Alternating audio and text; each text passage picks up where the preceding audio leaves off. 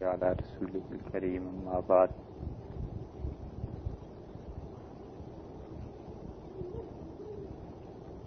آپ کے ہاں اس مسجد میں جو بات چل رہی تھی وہ یہ تھی کہ اللہ تعالی سے اور اس کے رسول صلی اللہ علیہ وسلم سے محبت اور تعلق وہ صحابہ کرام رضی اللہ عنہم میں کتنا تھا اور اس کو کس طرح بڑھایا جا سکتا ہے اور کیا تعلق اللہ کے اور اس کے رسول صلی اللہ علیہ وسلم کے ساتھ ہونا چاہیے۔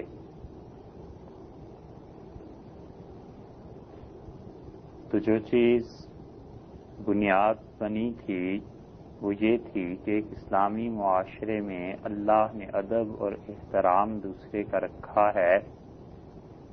اسی طرح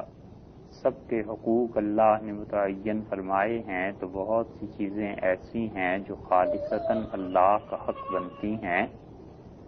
اور کچھ چیزیں ایسی ہیں جو رسول اللہ صلی اللہ علیہ وسلم کا حق بنتی ہیں۔ اسی طرح کچھ حقوق ایسے ہیں جو اپنے رشتہ داروں کے ساتھ مخصوص ہیں، کچھ حقوق ایسے ہیں جو اولاد کے والدین کے ذمے ہیں اور والدین کے اولاد کے ذمے ہیں، تو اللہ نے الغرض پورے معاشرے کو بلکہ پوری دنیا کو یوں ہی باندھ رکھا ہے۔ کوئی آدمی ان چیزوں پر عمل کرے نہ کرے، اللہ نے اسے اختیار دیا ہے، اور عمل کرے گا تو وہ کچھ اپنا ہی بھلا کرے گا۔ اللہ تعالی نے فرمایا ہے کہ وَمَنْ أَسَاءَ فَعَلَيْهَا، اور جو انسان برائی کرے گا وہ برائی بھی اسی کے ذمے پڑے گی۔ نیکی کرے گا تو ہم اجر دیں گے، برائی کرے گا تو اس کے ذمے ہے۔ تو اس لیے ہر آدمی کو اپنے طریقہ کار اور اپنے طرز عمل پر غور کرنا چاہیے کہ وہ کیا کر رہا ہے۔ اللہ تعالی نے ارشاد فرمایا ہے کہ فَلْيَنْظُرْ نَفْسٌ مَا قَدَّمَتْ لِغَدٍ، اور آدمی کو یہ سوچنا چاہیے کہ وہ اپنے لیے کیا چیز آگے بھیج رہا ہے، کل کو کیا چیز اس کے کام آئے گی اور کون سی چیز ایسی ہے جس کی وجہ سے اس کے حالات کل کو خرابی کا باعث بن سکتے ہیں۔ اب دیکھیے آپ، چوری ہے کتنا برا فعل ہے۔ ایک شخص نے بڑی محنت سے مال جمع کیا اور اس نے حلال کی کمائی جمع کی، اپنی ضروریات کو بہت سی قربانیاں دے کے پیچھے کیا اور کسی مشکل وقت کے لیے پیسے رکھے، اور دوسرا شخص آ کر چوری کر لیتا ہے، اس کا مال اڑا کر لے جاتا ہے۔ تو اس میں ایک حق تو وہ بنتا ہے جو اللہ کا ہے، اور ایک حق وہ ہے جو اس انسان کا ہے۔ اگرچہ چوری میں حق جو غالب ہے وہ اس انسان کا ہے جو اس نے ضائع کیا، اور اس کی وجہ سے شریعت کہتی ہے کہ اس کا ہاتھ کاٹ دیا جائے، مگر جو اللہ کا حق اس نے ضائع کیا ہے کہ اللہ نے منع کیا تھا، وہ اللہ کا حق ضائع کرنا بھی غلط بات ہو گئی، اس لیے اسے چاہیے کہ توبہ بھی کرے۔ تو جتنے بھی گناہ ہیں ان تمام گناہوں میں اللہ تعالیٰ کا حق بھی بالعموم ضائع ہوتا ہے، اور اللہ تعالیٰ نے اسی لیے گناہ سے بھی منع فرما دیا کہ اس میں بہت سی چیزیں ایسی ہیں جو مخلوق پہ بھی ضائع ہوتی ہیں، اور کچھ تو خاص گناہ ایسے ہیں جن میں اللہ کا حق ضائع ہوتا ہے، اس لیے منع کر دیا کہ اللہ کے حقوق کو ضائع مت کرو۔ اسی طرح نبی کریم صلی اللہ علیہ وسلم کا حق بھی لوگوں پر بنتا ہے، امت پر، اور امت کا حق حضرت صلی اللہ علیہ وسلم پہ۔ تو انسان ایسی بات کرنے لگے، ایسی حرکتیں کرنے لگے جن سے ان کا حق ضائع ہوتا ہو، تو اللہ تعالی نے اس چیز سے بھی روک دیا اور منع کیا کہ تم ایسے نہیں کر سکتے۔ قرآن پاک میں آیا ہے کہ لا ترفعوا اصواتکم فوق صوت النبی، اور تم اپنی آوازوں کو رسول اللہ صلی اللہ علیہ وسلم کی آواز سے بلند نہ کرو۔ وَلَا تَجْهَرُوا لَهُ بِالْقَوْلِ، اور انہیں ایسے آواز جا کے دروازے پہ مت دو کجہر بعضکم لبعض، جیسے تم ایک دوسرے کو پکارتے ہو۔ اگر تم حضرت صلی اللہ علیہ وسلم کی آواز سے آواز بلند کرو گے، ایسے ان کو پکارو گے، تو پھر کیا ہوگا؟ تمہارے اعمال برباد ہو جائیں گے اور تمہیں خبر بھی نہیں ہوگی، پتہ بھی نہیں چلے گا۔ اتنی شدید وعید سنائی ہے کہ ساری زندگی نیکی کے اعمال کر کر کے اگر حضرت صلی اللہ علیہ وسلم کے ایسے حقوق ضائع کر دیے تو کچھ بھی باقی نہیں بچا۔ اسی وجہ سے اولاد کے ذمے یہ کر دیا کہ وہ اپنے والدین کے حقوق پورے کرے۔ بیٹیوں کو دیکھیے، یہاں تک کہ شادی ہو کر وہ اپنے گھر میں پہنچ گئیں، پھر بھی والدین کا حق ان پر بنتا ہے۔ اسی لیے فقہا نے جہاں مسائل لکھے ہیں وہ ان مسائل میں کہتے ہیں کہ لڑکی کا شوہر اسے منع بھی کرے تو بھی وہ ہفتے میں ایک بار اپنے والدین سے ملے، اور والدین اس کے گھر آ جائیں تو لڑکی ہفتے میں ایک بار انہیں اپنے پاس بلا سکتی ہے، بٹھا سکتی ہے، ان سے مل سکتی ہے۔ حالانکہ شوہر کی نافرمانی بری بات ہے، بہت شدید چیز ہے، مگر اللہ نے اس میں ان کا حق نہیں مانا، اس لیے کہ والدین کے حقوق ہیں جو لڑکی پہ ساری زندگی رہتے ہی ہیں۔ یہ نہیں ہو سکتا کہ شادی ہو کے چلی گئی تو وہ پھر ان حقوق کو ضائع کر دے گی، ان کو ختم کر دے گی۔ مالی حقوق بنتے ہیں۔ مالی حقوق کا مطلب یہ ہے کہ اس کے والدین اگر اتنے بوڑھے ہو گئے ہیں کہ ان کے لیے احتیاج آ گئی، محتاج ہو گئے ہیں، کچھ ان کی ضروریات زندگی کا بندوبست نہیں ہو رہا، تو یہ اپنے شوہر کے مال میں سے ان کی بھی اعانت کرے گی اور بعض اوقات ان کی مدد کرنا واجب ہو جاتی۔ اور اگر مالی معاملات نہ بھی کرے تو بھی یہ اخلاقی چیزیں تو رہتی ہیں کہ یہ ضروری ہے وہ اپنے والدین کی دیکھ بھال کرے۔ یہ جو ہمارے یہاں تصور ہو گیا ہے کہ شادی کے بعد صرف لڑکے کی ذمہ داری رہ جاتی ہے اور لڑکیاں شادی کے بعد اپنے گھر چلی جائیں تو صرف بھائیوں کی ذمہ داری رہ جاتی ہے کہ وہ اپنے والدین کو دیکھیں، اور یہ چیزیں یہ غلط بات ہے۔ لڑکیوں کی بھی ذمہ داری ہے کہ والدین ان کے بھی ہیں، انہوں نے آخر محنت کی ہے، اور اللہ نے یہ جو فرمایا ہے کہ وَقَضَىٰ رَبُّكَ أَلَّا تَعْبُدُوا إِلَّا إِيَّاهُ، اور اللہ کا حکم ہے کہ اس کے علاوہ کسی کی عبادت نہ کی جائے۔ وَبِالْوَالِدَيْنِ إِحْسَانًا، اور والدین کے ساتھ ہمیشہ اچھا سلوک کیا جائے۔ تو جس طرح یہ مردوں کے لیے ضروری ہے، عورتوں کے لیے بھی ضروری ہے، اور جس طرح یہ شادی ہو جانے کے بعد لڑکے کے لیے ضروری ہے، اسی طرح اللہ تعالیٰ نے بیٹی کے لیے بھی ضروری رکھا ہے کہ شادی کے بعد اگرچہ وہ اپنے گھر پہنچ جائے لیکن یہ مروت اور استحباب کے خلاف ہے، یہ دین کے تقاضوں کے خلاف ہے کہ اپنے والدین کی خبر ہی نہ لے بلکہ اسے بھی خبر لیتے ہی رہنا چاہیے۔ اور دوسری طرف اللہ تعالیٰ نے بہو کے اختیارات کو، ان چیزوں کو اس کے ساتھ بیلنس کر دیا ہے، کیونکہ بہو اس کا تعلق جیسا بھی ہے ساس اور سسر کی، جتنی بھی وہ خدمت کرے، جتنا ان سے تعلق رکھے، مگر اس کا اپنا یہ حق بنتا ہے کہ وہ اپنی اولاد کی تعلیم اور تربیت اور اس سلسلے میں اگر یہ تقاضا کرتی ہے اپنے شوہر سے کہ اسے الگ گھر لے کر دیا جائے تو شوہر کے ذمے یہ ضروری ہے کہ ایک الگ گھر لے کر دے، یا الگ گھر نہ لے کے دے تو کم سے کم ایک کمرہ، کچن، باتھ اور اتنی جگہ جس پہ وہ ٹہل سکے، آزاد رہے، اتنا شوہر کے ذمے واجب، کیونکہ وہ جو اسے بیاہ کر لائے ہیں۔ تو اس کا مطلب یہ نہیں ہے کہ انہوں نے کوئی اسے باندی بنا لیا، کوئی نوکرانی ہو گئی، بلکہ اس کی اپنی ایک عزت ہے، اپنے اس کے تقاضے ہیں، اپنی اولاد کی پرورش ہے، تربیت ہے، اور بہت سی چیزیں ہیں۔ اس کی اتنی ذمہ داری شریعت نے نہیں رکھی ساس اور سسر کے لیے جتنی اس کی اولاد کی ذمہ داری رکھی ہے کہ وہ اولاد کے ساتھ اچھا سلوک کرے گی، اس کی تربیت اور پرورش کرے گی۔ یہی حقوق جب اور اوپر کے سلسلے میں چلے جاتے ہیں تو پھر حضرت صلی اللہ علیہ وسلم کے حقوق ہیں، نبی کریم صلی اللہ علیہ وسلم کی باتیں ہیں جو اللہ نے اس امت پر فرض قرار دی ہیں کہ امت کو کیسا تعلق رسول اللہ صلی اللہ علیہ وسلم سے رکھنا چاہیے۔ صحابہ کرام رضی اللہ عنہم کو جو تعلیم دی تھی رسول اللہ صلی اللہ علیہ وسلم نے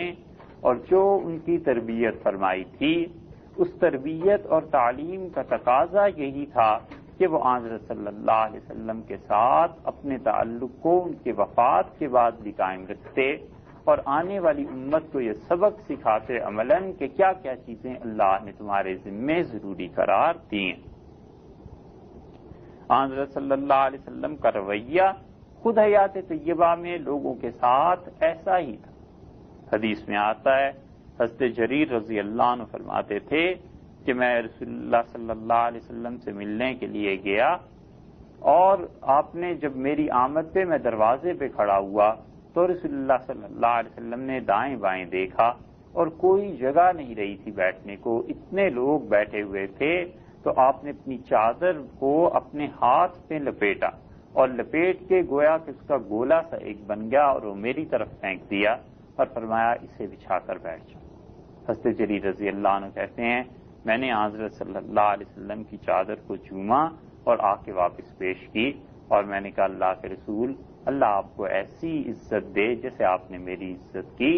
تو رسول اللہ صلی اللہ علیہ وسلم نے فرمایا کہ تمہارے پاس جب کوئی بڑا آدمی آئے تو اس کی ایسے عزت کیا کرو۔ یہ صحابہ رضی اللہ عنہ کو سکھایا، کیونکہ حضرت جریر رضی اللہ عنہ اپنے قبیلے کے بڑے تھے، لوگ ان کی عزت کرتے تھے، احترام کرتے تھے، یہ چیزیں ان کے ساتھ تھیں۔ مسلمانوں کو اپنے رویے میں یہ تبدیلی لانے کی ضرورت ہے کہ ہم سے کوئی غیر مسلم ملنے آ جائے، اور چاہے وہ اپنی قوم میں کتنا ہی معزز شمار کیوں نہ ہو، ہم لوگ بسا اوقات اس کے حقوق میں کوتاہی کر دیتے ہیں اور اس کی ایسی عزت نہیں کرتے جتنی عزت کا وہ مستحق ہے جو اس کی قوم نے اسے دی، اور اس سے بھی بڑھ کر یہ حرکت کرتے ہیں کہ وہ یوں سمجھتے ہیں جیسے اسلام نے یہ سکھا دیا ہے کہ اس آنے والے کو رسوا کرو، ذلیل کرو، علیاذ باللہ۔ اگر مذہب کا اختلاف ہے تو اس مذہب کی اختلاف کی وجہ سے یہ کہنا کہ جو آ رہا ہے یہ تو یہودی ہے، یہ تو فلاں فرقے سے تعلق رکھتا ہے، یہ تو ایسے ہے، کافر ہے، فاسق ہے، لہٰذا اس کو تو نیچے بٹھاؤ اور ذرا ہم اوپر بیٹھ جائیں، یا اس انسان کو اتنی رسپیکٹ نہیں دینی ہے جتنی کہ اور لوگوں کو رسپیکٹ دی جاتی ہے، یہ گمراہ فرقے سے تعلق رکھتا ہے، اس کے ساتھ اچھی طرح پیش نہ ہو، اس کا کھانے کی دعوت قبول نہ کرو، یہ نہ کرو۔ یہ ایسے معاملات آ جاتے ہیں جو حضرت صلی اللہ علیہ وسلم کی سیرت سے ہٹے ہوئے، وہ ایسے نہیں کرتے تھے۔ حدیث میں آیا ہے، آپ نے فرمایا اذا اتاکم کریم قوم، جب تمہارے پاس کوئی ایسا شخص آئے جو اپنی قوم میں معزز ہے، عزت والا ہے، فکرموا، تم اس کی عزت کرو، احترام سے پیش آؤ۔ حضرت عدی بن حاتم رضی اللہ عنہ ملنے آئے رسول اللہ صلی اللہ علیہ وسلم سے، اور وہ بیٹے تھے حضرت عدی بن حاتم رضی اللہ عنہ حاتم طائی کے۔ حاتم طائی بہت مشہور ہیں کہ وہ بہت زیادہ سخی انسان تھے اور سخاوت ان کا وصف تھی۔ یہ جب ملنے آئے ہیں تو یہ کہتے ہیں مجھے رسول اللہ صلی اللہ علیہ وسلم نے بٹھایا اور تکیہ مجھے دیا کہ ٹیک لگا کر بیٹھو، تو میں اتنا حیران ہوا کہ میری اتنی عزت کسی نے نہیں کی تھی۔ تو رسول اللہ صلی اللہ علیہ وسلم نے مجھ سے فرمایا کہ اور میرے لیے کوئی خدمت ہو تو تم بتاؤ جو میں تمہاری کر سکوں۔ عدی رضی اللہ عنہ کہتے ہیں کہ لوگوں نے مجھے کہا کہ تمہاری اتنی عزت ہم نے حضرت صلی اللہ علیہ وسلم کے ہاں دیکھی ہے، کسی کی اتنی عزت نہیں دیکھی۔ تو کہتے ہیں جب آپ نے یہ فرمایا کہ آپ کو اس کی خدمت کر سکیں تو شرم آ گئی مجھے، یعنی گویا شرم سے پانی پانی ہو گیا، اور میں نے کہا اللہ کے رسول یہ بڑی عزت ہے جو آپ نے دی کہ تکیہ مجھے آپ نے عنایت فرمایا۔ یہ تعلق حضرت صلی اللہ علیہ وسلم کا غیر مسلم جو آتے تھے ان کے ساتھ۔ عدی رضی اللہ عنہ بعد میں مسلمان ہو گئے ہیں، لیکن عزت احترام وہ اپنی جگہ پر قائم رہا۔ صحابہ رضی اللہ عنہ میں اتنا احترام تھا رسول اللہ صلی اللہ علیہ وسلم کی بات کا، اتنا ادب تھا کہ یہ چیز سکھاتی ہے کہ جب ہم کسی آدمی کو بڑائی کا درجہ دے دیتے ہیں، جب کسی آدمی کی ہم عزت اور احترام کر کے سمجھتے ہیں کہ وہ بڑا ہے، تو یہ ضروری ہے کہ اس کی اس عزت اور احترام کے تقاضے پورے کیے جائیں۔ ایک شخص کو امارت اللہ نے دے دی، ایک کو امیر بنا دیا، کسی آدمی کو کوئی عہدہ ایسا مل گیا، خاندان کے حالات ایسے بن گئے کہ ہوتے ہوتے ایک خاتون بڑی سب میں شمار ہونے لگیں، ایک مرد سب میں بڑا شمار ہونے لگا، تو چھوٹے لوگوں کے لیے یہ تعلیم ہے شریعت کی کہ وہ اس کے حقوق کو مانیں، اس کے عزت اور احترام کرتے رہیں، وگرنہ ہوگا یہ کہ کل کو یہ چھوٹے جب بڑے بنیں گے تو ان کی بھی عزت اور احترام میں فرق آ جائے۔ یہ شریعت نے تعلیم دی اور سکھایا ہے کہ جو بڑا ہے اگر اس کا کوئی حکم ہے اسے پورا کیا جائے، اسے مانا جائے، اور اپنا نفس اور اپنے جذبات اس کے تقاضوں کو ختم کیا جائے اور اس کی بات کا احترام کیا جائے۔ بدر کے قیدی آئے تھے اور حضرت عمیر رضی اللہ عنہ کے بھائی کہتے ہیں کہ میں بدر کے قیدیوں میں شامل تھا، اور نبی کریم صلی اللہ علیہ وسلم نے انصار سے کہا کہ یہ جتنے قیدی بدر کے ہیں ان سب کا خیال تم لوگ رکھنا، اور یہ خاص طور پہ میں تمہیں اس کی نصیحت کرتا ہوں بدر کے قیدیوں کی، یہ میرا خاص حکم ہے۔ تو یہ بدر کے قیدی جو واپس گئے ہیں وہ بیان کرتے تھے کہ ہم کافر تھے، اس کے باوجود اتنا خیال رکھا ان لوگوں نے ہمارا کہ مدینہ منورہ کے انصار گندم کی روٹی ہمیں کھانے کے لیے دیتے تھے اور ہمارے سامنے بیٹھ کے کھجوریں کھا لیتے تھے، پانی پی لیتے تھے، مگر روٹی ہمارے لیے رکھتے تھے، کیونکہ رسول اللہ صلی اللہ علیہ وسلم کا حکم یہی تھا انہیں کہ ان لوگوں کا احترام کرنا، ان کی عزت کرنا۔ اس لیے اب جو قوم طبقوں میں بٹ گئی، فرقوں میں بٹ گئی، اور خاص طور پہ مذہبی طبقے میں یہ چیز شامل ہوتی جا رہی ہے آہستہ آہستہ یہ عنصر کہ کوئی آدمی جو بڑا آ رہا ہے کسی اور فرقے اور قوم سے تعلق رکھتا ہے تو اس پر اپنا تفوق، اپنی برتری ظاہر کرنا چاہیے، یہ غلط رجحان ہو گیا ہے، اس کا نقصان ہو جایا کرتا ہے، اور نقصان یہ کہ وہ اپنی قوم میں تو بہرحال عزت والا ہے، وہ ان اخلاقیات کو جا کر کیا ذکر کرے گا اور کیا تاثر لے کے جائے گا، اور اس کے برعکس اگر اس کو عزت دی جائے، احترام کیا جائے، تو وہ اپنی قوم کے پاس بھی جا کر یہی کہے گا کہ مجھے بڑی عزت ان لوگوں نے دی، میرا بڑا احترام کیا، نتیجتاً ان کے رویے میں، دشمنی میں فرق آ جائے گا، کم ہو جائے گی۔ ایک صحابی رضی اللہ عنہ کہتے ہیں کہ میں اپنی قوم کے 100 جوانوں کے ساتھ گیا اور انہوں نے مجھے کہا کہ نبی کریم صلی اللہ علیہ وسلم کی شہرت بہت ہو گئی ہے، چل کے ملتے ہیں اور دیکھتے ہیں کہ یہ آدمی کیسا ہے۔ تو ہم ایک حد تک گئے اور 100 نوجوان تھے ہم، تو میں قبیلے میں بڑا تھا، یعنی بڑائی خدا نے دی تھی سرداری کی وجہ سے، اور عمر میں ان سے چھوٹا تھا، تو سردار کا بیٹا ہونے کی وجہ سے سب لوگ میری عزت کرتے تھے۔ تو ایک خاص موقع پہ پہنچ کے رک گئے اور میں نے کہا تم لوگ ٹھہرو اور میں اطلاع لے کے آتا ہوں، خبر لے کے آتا ہوں کہ یہ لوگ کیسے ہیں، ہماری اور ان کی کوئی لڑائی تو ہے نہیں، اس لیے مراد یہ تھی کہ مجھے وہ روکیں گے تو نہیں، نہ لڑیں گے، لیکن ان کے اخلاقیات دیکھ کے آتا ہوں کہ کیسے ہیں، اور اگر کوئی اچھی چیز پیش آئی تو میں تمہیں آ کے بلا لوں گا، اور اگر کوئی برائی پیش آئی تو پھر تم آ جاؤ گے، اور تمہیں نہ پتا چلا تو پھر جو ہونا ہے سو ہو جائے، کچھ بھی ہو سکتا ہے لیکن مجھے جانے۔ تو انہوں نے کہا ابو مغویہ اس کی کنیت تھی، یعنی جو لوگوں کو خراب کرنے میں، گمراہ کرنے میں بڑا آدمی۔ بسا اوقات قوموں میں ایک گمراہی کی چیز یہ بھی آ جاتی ہے کہ وہ گالی میں فخر محسوس کرتے ہیں، گالی دیتے ہیں کسی کی تعریف کرنے کے لیے کہ فلاں تو بہت ہی ایسا آدمی ہے، اور حقیقتاً مراد وہ اس سے نہیں ہوتی بلکہ اس کی ایک طرح کی عزت میں اضافے کی بات ہوتی۔ تو انہوں نے بھی اس کا نام کنیت یہی رکھی تھی کہ جو لوگوں کو چکر دیتا ہے، دھوکہ دیتا ہے، ان میں سب سے بڑا آدمی یہی جوانی تھی۔ ابو مغویہ رضی اللہ عنہ کہتے تھے میں گیا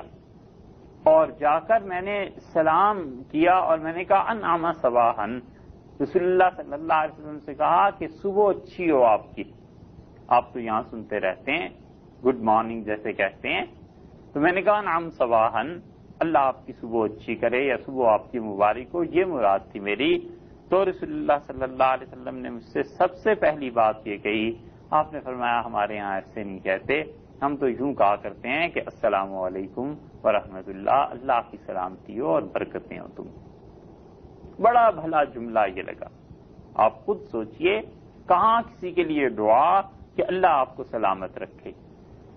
بجلی تو نہیں، کہاں کسی کے لیے یہ دعا کہ اللہ آپ کو سلامت رکھے، اور کہاں کسی کو یہ کہنا کہ گڈ مارننگ، صبح اچھی ہو، دونوں میں کتنا فرق پڑ جاتا ہے۔ تو کہتے ہیں پہلی بات جو تھی وہ یہ تھی، اور میں نے پھر دوبارہ کہا رسول اللہ صلی اللہ علیہ وسلم سے کہ السلام علیکم ورحمۃ اللہ وبرکاتہ، تو رسول اللہ صلی اللہ علیہ وسلم نے پورا مجھے جواب دیا اور مجھ سے کہا وعلیکم السلام ورحمۃ اللہ وبرکاتہ، اور میں نے مصافحہ کیا تو میرا ہاتھ پکڑ کے مجھے بٹھا لیا اور مجھ سے فرمایا تمہارا کیا نام ہے؟ میں نے کہا میرا نام ہے ابو مغویہ عبد اللات والعزى، اتنا لمبا نام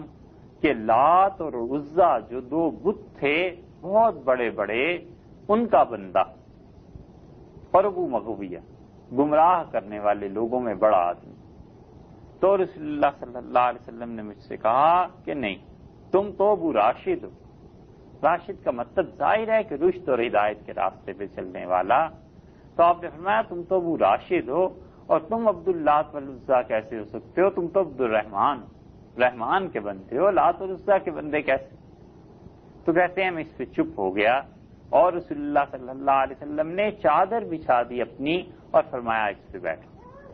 تو مجھے بڑی شرمندگی محسوس ہوئی کہ کہاں ان کا مقام اور کہاں میری حالت ہے، یہ کیا کرتے ہیں۔ اور پھر رسول اللہ صلی اللہ علیہ وسلم نے مجھ سے باتیں کی اور مجھے کہا کیسے آنا ہوا؟ تو میں نے کہا میری قوم کے کچھ اور لوگ بھی آئے ہیں، آپ سے ملنا چاہتے ہیں۔ تو آپ نے فرمایا جاؤ انہیں بلا لاؤ، میں ملنے کے لیے بیٹھا ہوں۔ اور پھر آپ نے مجھے اپنی لاٹھی دے دی جس سے آپ لے کے چلتے تھے، اور جوتے مجھے دیے اپنے، اور فرمایا یہ میرے جوتے اور لاٹھی لے جاؤ۔ گویا ایک خاص تعلق کا اظہار تھا کہ تم ہمیں اچھے لگے اور یہ چیزیں تم لے جاؤ۔ یہ چیزیں لے کے ابو راشد رضی اللہ عنہ گئے، اور وہ اپنی قوم کے 100 آدمیوں کو لے کے آئے، اور سب کے سب جب وہ گئے تو وہ مسلمان تھے۔ یہ رسول اللہ صلی اللہ علیہ وسلم نے ان لوگوں کے ساتھ رویہ سکھلایا ہے کہ یہ اپنی قوم میں بہرحال بڑے ہیں، یہ جب تمہارے پاس آئیں تو تم ان کی عزت اور احترام کرو، ان کے ساتھ ادب سے پیش ہو۔ یہی چیز صحابہ کرام رضی اللہ عنہ میں آ گئی تھی، اور ان میں ادب اتنا غالب آ گیا تھا کہ وہ ایک دوسرے کے پورے حقوق ایک دوسرے کو دینے کے لیے تیار تھے، اپنی جان کی، اپنی ذات کی، اپنے مال کی قربانی دے دیتے تھے، مگر دین کا جو تقاضا ہے، جو ایک دوسرے کا احترام ہے، وہ پورا کرتے تھے۔ حضرت اسماء رضی اللہ عنہا کی والدہ، حضرت ابوبکر رضی اللہ عنہ کی اہلیہ، انہوں نے اسلام قبول نہیں کیا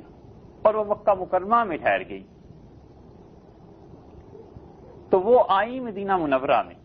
اور اس وقت تک حرام ہو گیا تھا مسلمانوں اور کافروں میں نکاح کا کرنا۔ تو وہ آئی ہیں اپنی بیٹی سے ملنے سے، اسماء رضی اللہ عنہا سے۔ تو اسماء رضی اللہ عنہا نے رسول اللہ صلی اللہ علیہ وسلم سے پوچھا، اب دیکھیے آپ، اسماء رضی اللہ عنہا کی شادی ہو چکی ہے، بچوں والی ہیں، ماں ملنے کے لیے آئی۔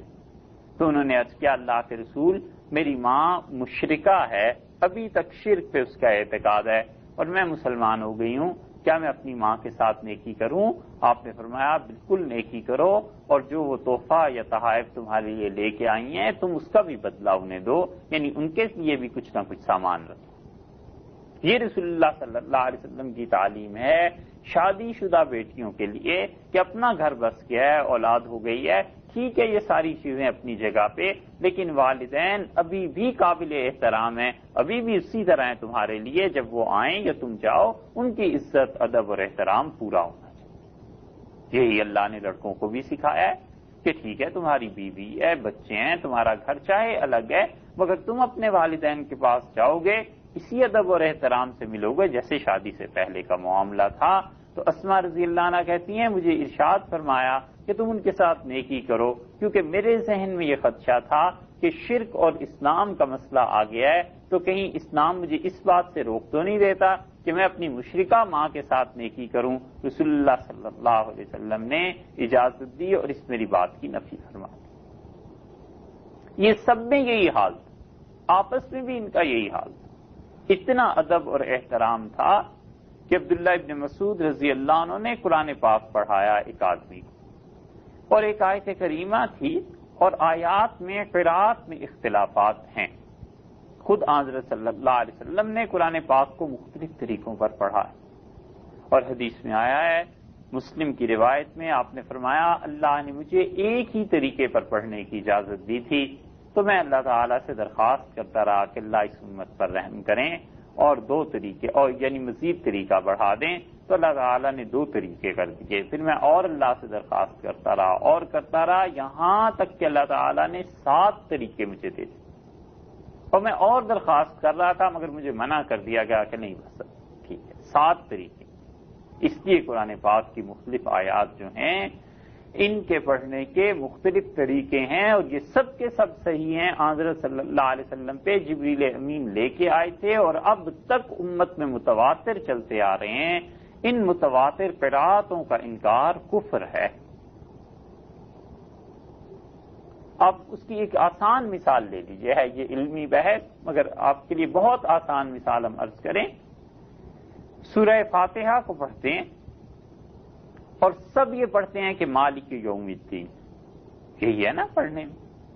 اور اسی کو رسول اللہ صلی اللہ علیہ وسلم نے مالک کی بجائے ملک بھی پڑھا، ملک یوم الدین، قیامت کے دن کا مالک۔ اور یہ دوسری قرأت ہو گئی کہ ملک یوم الدین، قیامت کے دن کا بادشاہ۔ بظاہر اتنا بڑا فرق نہیں ہے کہ بادشاہ اور مالک ایک ہی طرح کی گویا کی بات ہے، مگر قرأت متواتر، اور متواتر قرأتوں کا انکار کفر ہے،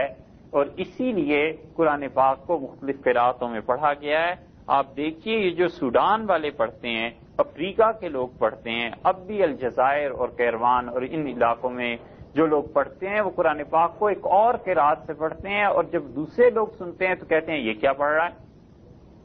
حالانکہ وہ بھی قرآن ہی، اور اس کا انکار جائز نہیں۔ کہ اب جو نئے نئے لوگ آ رہے ہیں نا، جنہوں نے اتنا علم حاصل نہیں کیا ہوتا اور ظرف ہوتا نہیں علم کو قبول کرنے کے لیے، اور پتہ ہی نہیں ہوتا ان چیزوں کا، بالکل سرے سے خبر ہی نہیں ہوتی کہ حضرت صلی اللہ علیہ وسلم پہ اللہ نے 7 طریقے پہ قرآن نازل کیا تھا یا مختلف قرأتوں کی اجازت دی تھی، تو پھر وہ ان چیزوں پر اعتراض کرتے ہیں۔ اگرچہ یہ جو حدیث ہے کہ 7 طریقے پہ نازل کیا گیا حضرت صلی اللہ علیہ وسلم پہ قرآن پاک، اس کی بہت سی اور تشریحات بھی کی گئیں، مگر اس میں سے ایک چیز یہ ہے کہ قرأت کا اختلاف بعض رات میں مانا ہے، اور وہ اپنی جگہ پہ بالکل جائز اور درست ہے۔ تو ان صاحب کو عبداللہ ابن مسعود رضی اللہ عنہ نے قرآن پڑھایا، اور انہوں نے کہا کہ یہ آیت یوں پڑھو، تو اس نے کہا حضرت آپ صحیح کہتے ہیں، مگر میں مدینہ منورہ میں تھا تو اس سے عمر رضی اللہ عنہ سے قرآن پڑھتا تھا، انہوں نے مجھے قرآن یوں پڑھایا تھا۔ تو ابن مسعود رضی اللہ عنہ بالکل چپ ہو گئے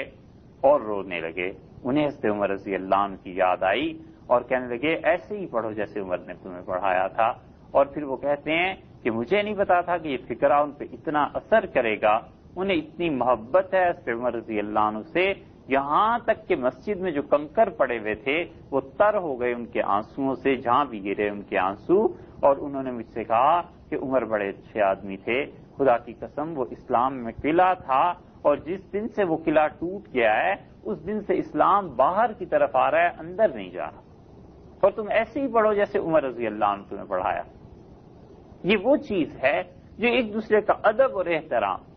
کوئی اور ہو اور وہ کہے کہ نہیں ایسے ہی پڑھو جیسے ہم کہتے ہیں، اور وہ تو ایسی چیز تھی ایسی چیز تھی، اس لیے کہ نفس بیچ میں آڑ بن جاتا ہے، اور نفس سکھا دیتا ہے کہ نہیں اپنا تفوق اور برتری یہ ثابت کرنی ہے۔ ان لوگوں میں یہ چیز نہیں تھی، وہ کہتے تھے ہر آدمی ہم سے زیادہ اچھا ہے، ہر کوئی ہم سے زیادہ پڑھے لکھے ہیں، مگر جب تک کہ شریعت میں تحریف نہ ہو، کوئی ایسی چیز نہ ہو، ایک دوسرے کا ادب اور احترام قائم۔ حضرت علی رضی اللہ عنہ، ان سے کسی نے آ کے پوچھا کہ امیر المومنین آپ کا کیا خیال ہے ان لوگوں کے بارے میں جو جنگ جمل میں آپ کے سامنے آئے تھے؟ تو حضرت علی رضی اللہ عنہ نے کہا جمل میں میرے سامنے کون تھا؟ تم جانتے ہو عائشہ رضی اللہ عنہ تھیں، اور طلحہ تھے، زبیر تھے رضی اللہ عنہ، یہ تھے، اور انہی کے بارے میں اللہ نے قرآن میں کہا ہے اور میرے بارے میں ہی کہا ہے کہ ہم جنت میں ایک دوسرے کے سامنے ہوں گے، اور وَنَزَعْنَا مَا فِي صُدُورِهِم مِّن غِلٍّ، اللہ نے فرمایا ان کے سینوں میں تھوڑی بہت جو غلط فہمی کی وجہ سے رنجش آ گئی تھی، جنت میں لے جا کے ہم انہیں دھو دیں۔ تو کہنے لگے یہ وہ لوگ تھے۔ انہوں نے کہا کہ ان لوگوں کے متعلق آپ کیا کہتے ہیں؟ انہوں نے کہا تمہارا کیا خیال ہے؟ وہ لا الہ الا اللہ نہیں پڑھتے تھے، سکا پڑھتے تھے، تو فرمایا پھر وہ مشرک تو نہیں تھے۔ پھر انہوں نے فرمایا کہ تمہارا کیا خیال ہے ان لوگوں کے بارے میں؟ انہوں نے اللہ کی کتاب کو پڑھا اور سمجھا نہیں تھا، اس سکا پڑھا بھی تھا، سمجھا بھی تھا۔ کہنے لگے ایک حضرت عثمان رضی اللہ عنہ کے خون کا مسئلہ تھا، اس کے قصاص کا مسئلہ تھا کہ کس سے لینا ہے، کیسے لینا ہے، یہ ہمارا ان کا اختلاف تھا، باقی ہمارے درمیان کچھ نہیں تھا، وہ میرے مومن بھائی تھے۔ اتنا تعلق رہا۔ حضرت عمار رضی اللہ عنہ نے ایک آدمی کو سنا اور اس نے حضرت عائشہ رضی اللہ عنہا کے متعلق ایک جملہ کہہ دیا، یعنی برا کہا، تو حضرت عمار رضی اللہ عنہ نے اسے پکڑ لیا، اور حدیث میں لفظ جو آئے ہیں حضرت عمار رضی اللہ عنہ کے یہ تھے، انہوں نے کہا اللہ تجھے خیر سے دور کرے، بکواس نہ کر، بند کر اپنا منہ، تمہیں پتہ نہیں ہے یہ رسول اللہ صلی اللہ علیہ وسلم کی بیوی ہیں، زندگی میں بھی رہی ہیں اور جنت میں بھی ان کی اہلی ہیں، تم ام المومنین رضی اللہ عنہ کو برا کہتے۔ حضرت عمر رضی اللہ عنہ کے ہاں اتنا ادب اور احترام تھا آپس میں ایک دوسرے کا کہ ام المومنین ام سلمہ رضی اللہ عنہ کے پر کسی کا کوئی حق بنتا اور کسی آدمی نے آ کے اپنے حق کی بات کی اور ام سلمہ رضی اللہ عنہ نے اس سے بات کی کہ تم تھوڑی دیر ٹھہرو، کچھ عرصہ مجھے اور مہلت دے دو، یا کوئی بات ایسی فرمائی ہو، تو اس نے ام سلمہ رضی اللہ عنہ کی شان میں یہ کہہ دیا کہ میں تو ساری زندگی آپ کی مخالفت کرتا رہوں، قسم کھا لی اس۔ حضرت عمر رضی اللہ عنہ سے بلا لیا،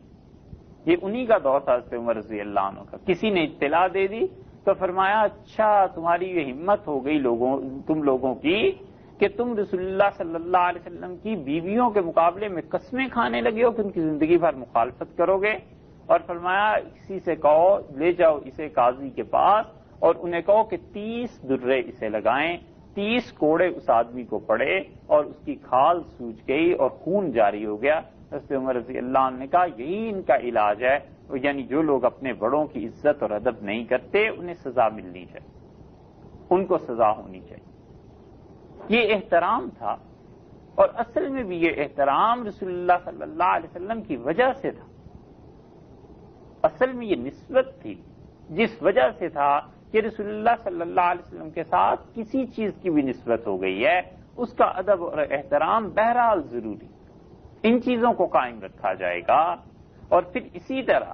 ایک چیز یہ بھی تھی معاشرے میں کہ اگر لوگ ان چیزوں کو قائم نہیں رکھیں گے اور ایک دوسرے کے ادب اور احترام میں کمی کریں گے تو یہ ایسی روایت چل پڑے گی کہ ہوتے ہوتے پورا معاشرہ شتر بے مہار کی طرح ہو جائے گا۔ اس کی بڑی واضح مثال آپ اپنے ہاں دیکھ سکتے ہیں، یہاں امریکہ میں، کہ کوئی کسی کو نہیں پوچھتا، کوئی بہن ہے، بھائی ہے، ماں ہے، باپ ہے، بس وہ فادر ڈے منا رہے ہیں، مدر ڈے سال میں ایک مرتبہ آ گیا، کارڈ بھیج دیے، اور ماں باپ بھی اس پہ خوش ہیں کہ بہت اچھا، بڑی مہربانی کی، شکریہ ادا کرتے ہیں کہ تم نے سال میں جو ایک بار یاد کیا، بڑی مہربانی کر، بہت احسان کی۔ اور پھر ساری چیزیں آپ دیکھیے، یہ روایات مٹ جانے سے بڑھاپے کی زندگی وہ اولڈ ہاؤسز میں گزر گئی،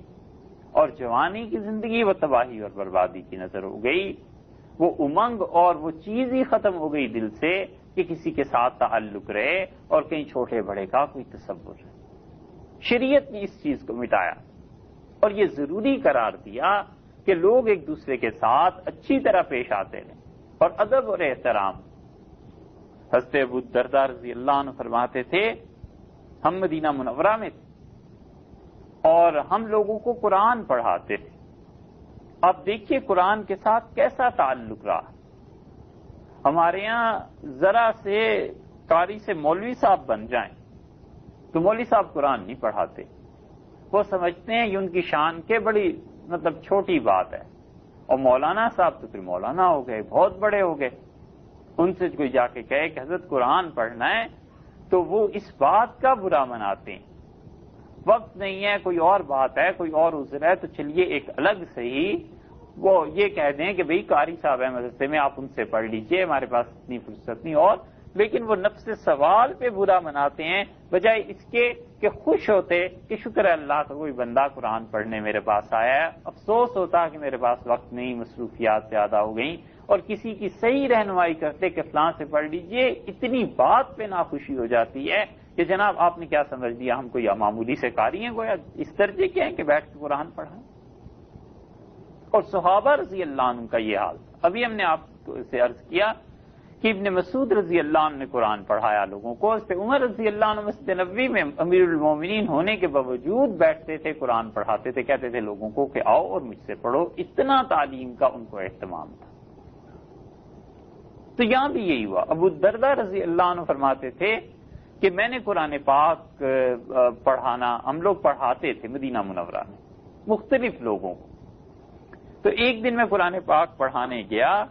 تو کسی آدمی نے کہا، ارے قاریو تم لوگوں کو کیا ہو گیا ہے، بڑے بڑے لقمے لیتے ہو کھانے میں اور ایسے ہو گئے ہو۔ تو ابو الدرداء رضی اللہ عنہ کہتے ہیں یہ جملہ حضرت عمر رضی اللہ عنہ تک پہنچ گیا۔ تو حضرت عمر رضی اللہ عنہ نے پہلے تو بلا کے مجھے ڈانٹا، میری خبر لی اور مجھ سے کہا کہ تم نے بات بتائی کیوں نہیں آپ؟ میں نے کہا عمر کیا یہ ضروری ہے کہ جو کچھ مدینہ منورہ میں ہوتا ہے اس کی اطلاع آپ کو دی جائے؟ تو کہنے لگے نہیں، مگر ایسی باتوں کا تو پتہ ضرور چلنا چاہیے۔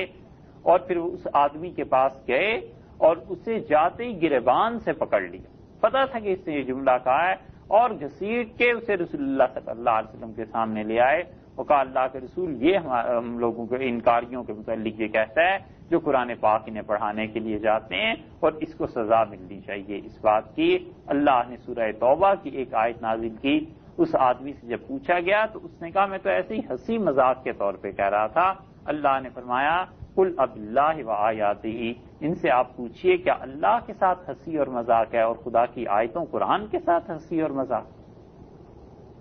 منع کر دیا اس چیز کہ جو لوگ تمہیں تعلیم دے رہے ہیں ان کے ساتھ کوئی بھی ایسی چیز پیش ہی نہیں آنی چاہیے۔ حضرت عمر رضی اللہ عنہ کا معاملہ ادب سکھانے میں، احترام سکھانے میں بہت نمایاں رہا، اور اسی وجہ سے رہا کہ وہ چاہتے تھے لوگ سیکھیں کہ ان کے دور میں اور ان کے بعد بھی لوگوں کو کن کن حدود کو قائم رکھنا ہے اور کس کے ساتھ کیا تقاضا ہے شریعت۔ حضرت علی رضی اللہ عنہ کے پاس عمران رحمت اللہ علیہ آئے، اور یہ عمران جو تھے عمران بن طلحہ تھے، حضرت طلحہ رضی اللہ عنہ کے بیٹے تھے، اور حضرت علی رضی اللہ عنہ نے دیکھا بڑے خوش ہوئے اور ان کا ہاتھ پکڑ کے انہیں اپنے پاس بٹھایا، اور دو آدمی بیٹھے ہوئے تھے وہ اس چیز کو دیکھتے رہے حضرت علی رضی اللہ عنہ کے قریب میں بیٹھ کے۔ تو حضرت علی رضی اللہ عنہ نے کہا عمران وہ جو تمہارے باپ کی زمینیں ہمارے پاس آ گئی تھی بڑی بے تکلفی سے بات کی، وہ ہم نے پتہ ہے کیوں رکھی ہوئی تھی؟ اور کہنے لگے وہ اس لیے رکھی ہوئی تھی تاکہ ہم اس کی کمائی، اس کی آمدنی، یہ ساری چیزیں محفوظ رکھیں، کوئی غیر اس پہ قبضہ نہ کر دے۔ حضرت طلحہ رضی اللہ عنہ کا اختلاف تھا حضرت علی رضی اللہ عنہ سے، اور حضرت طلحہ رضی اللہ عنہ کی جو زمینیں تھیں وہ اصل میں خلافت میں جب تقسیم ہوئی اور حضرت معاویہ رضی اللہ عنہ کی طرف جو زمین چلی گئی تھی اس کی بجائے حضرت علی رضی اللہ عنہ کی زمینوں میں وہ زمین بھی شامل تھی۔ پوری مملکت میں جیسے کسی بھی ملک کے دو ٹکڑے ہوتے ہیں تو زمین کسی انسان کی کسی طرف، کسی کی کسی طرف، تو فرمایا عمران میں نے تو وہ زمینیں اسی لیے رکھی ہوئی تھی اور بڑا اچھا کیا تم نے آ گئے، اور فرمایا عمران کو لے جاؤ، اور کسی کو کہا کہ جا کر وہ منشی سے کہنا کہ حضرت طلحہ رضی اللہ عنہ کی جو زمینیں رکھی تھیں ان کے پچھلے تمام سالوں کا حساب جو میں نے رکھوایا تھا، وہ فصلیں جتنے اس کے پیسے آئے تھے، جو چیزیں تھیں، سب عمران کے حوالے کر دیں اور عمران کا نام لکھ لیں، اور کہا عمران آئندہ کسی چیز کی ضرورت پیش آئے تو میرے پاس آنا، تم میرے بھتیجے۔ اور پھر کہنے لگے تمہاری ماؤں کا کیا حال ہے؟ حضرت طلحہ رضی اللہ عنہ کی بیویوں کا پوچھتے رہے، پھر فرمایا کہ ان کی بیوائیں جو ہیں حضرت طلحہ رضی اللہ عنہ کی، ان کے لیے اتنے اتنے پیسے روانہ کرو۔ تو اتنے میں جو دو آدمی بیٹھے ہوئے تھے انہوں نے کہا دیکھو ہم تو علی رضی اللہ عنہ کی حمایت کر کر کے، جنگ کر کر کے ہمارے ہاتھ تھک گئے، اور یہ پھر بھی اپنے مخالفین اور ان کی اولاد کے ساتھ ایسا سلوک کرتا ہے۔ تو جو دور بیٹھے ہوئے تھے لوگ وہ کہتے ہیں ہمیں پتہ نہیں یہ قصہ کیا ہو رہا ہے ممبر کے قریب، پتہ اس وقت چلا جب حضرت علی رضی اللہ عنہ نے زور سے کہا کہ اے کیا کر رہے ہو، کیا بات کہہ رہے ہو؟ مسجد گونج گئی، ہم اٹھ کے دوڑے تو حضرت علی رضی اللہ عنہ کا چہرہ سرخ تھا غصے سے، اور کہنے لگے کہ تم دونوں ایسی بات کر رہے ہو، خدا کی قسم یہ اس کا بیٹا ہے جو رسول اللہ صلی اللہ علیہ وسلم کا بہت ہی مقرب تھا، طلحہ کا، اور تمہیں پتا ہے کہ مجھے کتنے عزیز ہیں، اور تمہیں نہیں پتا اللہ نے میرے بارے میں نہیں نازل کی تو کس کے بارے میں اللہ نے کہا ہے وَنَزَعْنَا مَا فِي صُدُورِهِم مِّن غِلٍّ، ہم جنت میں ان کے دلوں میں جو ذرا برابر کوئی تھوڑی سی رنجش ہو گئی تھی اسے دور کر دیں گے۔ یہ میرے طلحہ، زبیر اور عائشہ رضی اللہ عنہم کے معاملے میں تو اللہ نے نازل کیا، اور تم نکل جاؤ اس مسجد سے دونوں، اور ان دونوں آدمیوں کو مسجد سے نکلوا دیا، اور فرمایا عمران تم اس بات کا خیال نہ کرنا، لوگ ایسے ہی کہتے ہیں، مگر تم میرے بھتیجے ہو، مجھے عزیز ہو، جب بھی ضرورت پیش آئے میرے پاس چلے آنا۔ یہ عمران رحمۃ اللہ علیہ خود راوی ہیں اس حدیث کے کہ حضرت علی رضی اللہ عنہ نے ہمارے ساتھ اتنا حسن سلوک کیا، اتنی اچھائی کی، حالانکہ ہمارے والد ان کے مخالفین میں شمار کیے جاتے تھے، مگر جب مسئلہ ادب، احترام اور اس کا آیا کہ کس کا کیا درجہ ہے، اسے اس کے درجے میں رکھا۔ اسی لیے وہ کہتے ہیں، کئی بار ہم نے یہ جملہ آپ سے عرض کیا، اگر حفظ مراتب نہ کنی زندگی، جو آدمی مرتبوں کو اس کے برابر میں نہیں رکھتا، ہر ایک کا مرتبہ نہیں پہچانتا، وہ ایک دن دین بھی چھوڑ دیتا ہے، زندگی غالب آ جاتا ہے، دین سے نکل جاتا ہے، اس لیے کہ اس انسان کو اندازہ ہی نہیں ہو پاتا کہ کس کے متعلق یہ بات کہنی ہے، کس کے متعلق یہ نہیں کہنی۔ حضرت علی رضی اللہ عنہ کے پاس یہ ابن سبا کی بات کی گئی جس نے بنیاد رکھی تھی شیعت کی، اور حضرت علی رضی اللہ عنہ نے فرمایا کہ میں نے سنا ہے اس کے بارے میں کہ وہ مجھے کہتا ہے کہ میں ابو بکر اور عمر رضی اللہ عنہ سے اچھا ہوں، تو خدا کی قسم میں اسے ضرور سزا دوں گا۔ لوگوں نے کہا حضرت چھوڑیں، آپ کے پہلے ہی اتنے مخالفین ہیں، ساری مملکت میں لوگوں نے فتنے اٹھا رکھے ہیں، کیوں ایک نیا دروازہ کھول لیں، ہم اسے چھوڑ دیں۔ حضرت علی رضی اللہ عنہ نے فرمایا پھر اتنا تو اللہ کی قسم ہو گئی کہ یا وہ اس شہر میں وہ رہ لے یا ہم رہ لیں، ایک رہے گا، دو نہیں رہ سکتے، اور جس شہر میں وہ تھے کوفہ سے ان کا نکالو اسے، یا میں رہوں یا یہ رہے، دونوں میں سے ایک رہے، دو نہیں رہے۔ ایک آدمی نے حضرت علی رضی اللہ عنہ کے سامنے آ کے کہا کہ یا خیر البریہ، اے وہ آدمی جو اللہ کا سب سے اچھا بندہ ہے، تو حضرت علی رضی اللہ عنہ اس کا ہاتھ پکڑ لیا اور کہنے لگے تم نے رسول اللہ صلی اللہ علیہ وسلم کو دیکھا ہے؟ اس سے کہا نہیں۔ فرمایا ابو بکر عمر کو دیکھا ہے رضی اللہ عنہ کو؟ اس سے کہا نہیں۔ فرمایا تو نے اگر رسول اللہ صلی اللہ علیہ وسلم کو دیکھا ہوتا تو میں تجھے گردن اڑا دیتا، تو سمجھتا ہے کہ میں سب سے اچھا ہوں، مجھ سے اچھے تھے وہ تھے، اور اگر تو نے ابو بکر اور عمر رضی اللہ عنہ کو دیکھا ہوتا تو میں تجھے قتل تو نہ کراتا لیکن درے لگواتا، وہ حد لگواتا جو کسی جھوٹ بولنے والے پر، تہمت لگانے والے پہ جاری کی جاتی ہے، کیونکہ تو نے انہیں دیکھا ہوتا تو تو جان لیتا کہ وہ دونوں مجھ سے اچھے، وہ دونوں مجھ سے بہتر۔ یہ تعلیم حضرت علی رضی اللہ عنہ کو نبی کریم صلی اللہ علیہ وسلم کی صحبت ہی سے ملی، وہیں سے یہ چیزیں آئیں۔ حضرت صلی اللہ علیہ وسلم نے خواب دیکھا، اور ام سلمہ رضی اللہ عنہا اس کی راویہ ہیں۔ اسد الغابہ میں ابن اسیر نے یہ خواب نقل کیا ہے اکرمہ رضی اللہ عنہ کے حالات۔ وہ کہتے ہیں کہ خواب رسول اللہ صلی اللہ علیہ وسلم نے دیکھا، ام سلمہ رضی اللہ عنہ کہتی ہیں کہ ابو جہل جنت میں غوطے لگا رہا ہے، جنت کی نہروں میں، تو اٹھ کے مجھ سے بیان فرمایا کہ میں نے عجیب خواب دیکھا ہے، ابو جہل کو جنت میں پھر رہا ہے، غوطے لگا رہا ہے جنت کی نہروں میں، یہ کیا خواب ہے؟ تو کوئی تعبیر اس کی نہیں دے سکا، صحابہ رضی اللہ عنہ بھی نہیں دے سکے، سب جانتے تھے کہ اس کے کیا کرتوت تھے، کیسا شخص تھا وہ،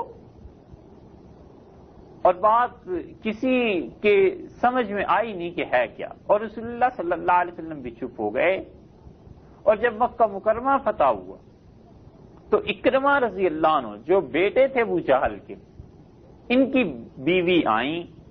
ابو جہل کی بہو، اور اس نے آ کے کہا کہ اللہ کے رسول آپ نے اکرمہ کے لیے یہ حکم دیا ہے کہ اسے قتل کر دیا جائے؟ آپ نے فرمایا ہاں، اس کی شرارتوں کی وجہ سے۔ اس نے کہا میں پناہ مانگنے آئی، آپ ہم لوگوں کو پناہ دے دیں۔ رسول اللہ صلی اللہ علیہ وسلم نے فرمایا میں نے پناہ دی۔ ان کا اکرمہ کو آپ نے فرمایا میں نے پناہ دی۔ وہ گئی ہیں اور جدہ ساحل پہ ان کے شوہر فرار ہو رہے تھے، اور اکرمہ نے جب یہ ان کے شوہر فرار ہو رہے تھے تو انہوں نے چیخ چیخ کے انہیں بلایا، کشتی تقریباً چل پڑی تھی، بعض روایات میں آتا ہے کہ اپنی چادر انہوں نے ہوا میں ہلائی تو وہ پہچان گئے کہ یہ میری بیوی کی چادر ہے، واپس ہوئی تو اس سے کہا مت بھاگو، میں پناہ لے کے آئی ہوں حضرت صلی اللہ علیہ وسلم، تم کدھر جا رہے؟ تو بعض روایات میں آتا ہے کہ وہ چلے گئے تھے، پھر اس کے بعد لوٹ کے آئے کہ جب وہ سمندر میں پہنچے تو کشتی کو ہواؤں نے گھیر لیا اور پانی کی وجہ سے تباہی آنے لگی، تو جو کشتی والے تھے اور مشرکین وہ اللہ کو پکارنے لگے، تو اکرمہ رضی اللہ عنہ حیران ہوئے اور انہوں نے کہا اسی چیز سے تو میں بچ کے بھاگ رہا ہوں، اور اگر کشتی میں بھی اسی کو پکارنا ہے تو وہاں جا کے اسلام کیوں نہ قبول کر دیں۔ بہرحال وہ آئے، جب ساحل پہ پہنچے تو اس سے کہا تم کدھر بھاگ رہے ہو؟ میں تو رسول اللہ صلی اللہ علیہ وسلم سے اجازت لے آئی ہوں۔ تو نے اطمینان ہوا، اور وہ گئے، اور حضرت صلی اللہ علیہ وسلم نے اکرمہ رضی اللہ عنہ کے آنے کی جب خبر سنی تو آپ نے فرمایا اب ابو جہل کا بیٹا آ رہا ہے اکرمہ، اور دیکھو کوئی شخص جو زندہ ہے اس کو اس کے مردوں کی وجہ سے تکلیف نہ پہنچانا، اور اس کے سامنے اس کے باپ کا ذکر برائی سے نہ کرنا۔ یہ اخلاق ہیں، یہ کرم ہے، یہ کریمانہ رویہ ہے۔ فرمایا اس کے باپ کا ذکر برائی سے نہ کرنا، اکرمہ کو دکھ پہنچے گا۔ اور اکرمہ رضی اللہ عنہ کہتے ہیں میں جب پہنچا تو رسول اللہ صلی اللہ علیہ وسلم نے فرمایا وہ میرے خواب کی یہ تعبیر ہوگی۔ جب ابو جہل کو دیکھا تھا تو اللہ نے انہی کی نسل سے، یعنی اکرمہ رضی اللہ عنہ کو اسی کی نسل ابو جہل کے بیٹے کو اللہ نے جنت میں بھیج دیا۔ رسول اللہ صلی اللہ علیہ وسلم کا خواب اس طرح پورا ہو، تو منع کر دیا کہ اگر والدین کا کوئی قصور ہے بھی تو تم ایسی حرکت نہ کرو جس کی وجہ سے اولاد کو خفت اٹھانی پڑے، مت ایسی بات کو۔ درہ رضی اللہ عنہ آئی ہیں، اور درہ جب مدینہ منورہ میں اسلام قبول کرنے کے لیے آئی ہیں تو عورتوں نے کہا لو ابو لہب کی بیٹی آ گئی، اور اس کے باپ کے متعلق اللہ نے قرآن میں کہا کہ تبت یدا ابی لہب، ابو لہب کے ہاتھ ٹوٹ گئے۔ اور درہ نے یہ بات محسوس کی کہ عورتیں تانے دے جائے، خواتین کہتی ہیں کہ یہ تو ہندوؤں کی اولاد ہے، فلاں کی اولاد ہے، شریعت نے منع کیا ہے کہ نہیں، جب اس نے اسلام قبول کر لیا وہ تمہاری بہن ہے، بلکہ تم سے بھی زیادہ اچھی ہو سکتی ہے، کیونکہ اسلام کی قبولیت سے اس کے تو پچھلے گناہ معاف ہو گئے، تمہارے کیا پتا پچھلے گناہ معاف ہوئے بھی یا نہیں۔ تو درہ کی یہ بات رسول اللہ صلی اللہ علیہ وسلم تک پہنچی ہے، تو آپ نے فرمایا خبردار، درہ ابو لہب کی بیٹی ہے ضرور، مگر اس کے باپ کو اس کے سامنے برا نہ کہنا، اس کے دل میں ایسی بات آ جائے گی، اس کو محسوس ہو۔ یہ حضرت صلی اللہ علیہ وسلم کا رویہ ہے اپنے ان مخالفین کے ساتھ جو پوری زندگی ان کو تنگ کرتے اور ستاتے رہے۔ اب ایسی گمراہی کی چیزیں آ گئی ہیں، اتنی شدید گمراہی کی باتیں آ گئی ہیں کہ لوگ حضرت صلی اللہ علیہ وسلم کے والدین کے متعلق باتیں کرتے ہیں اور گفتگو کرتے ہیں۔ یہ وہی شخص کر سکتا ہے جس میں ذرا اللہ کا خوف نہ رہا ہو اور جسے یہ احساس نہ ہو کہ کس ہستی کے والدین کے بارے میں گفتگو ہو رہی۔ اس بحث میں نہیں پڑتے کہ حدیث میں یہ بات آئی ہے نہیں آئی، وہ ایک لمبی بات ہے کہ حدیث میں کیا کیا آیا ہے، روایات میں کیا کیا آیا ہے، مگر کیا رسول اللہ صلی اللہ علیہ وسلم کے ادب اور احترام کا تقاضا یہ نہیں ہے کہ ہم ان کے والدین سے گفتگو نہ کریں، اس بات کو نہ چھیڑیں،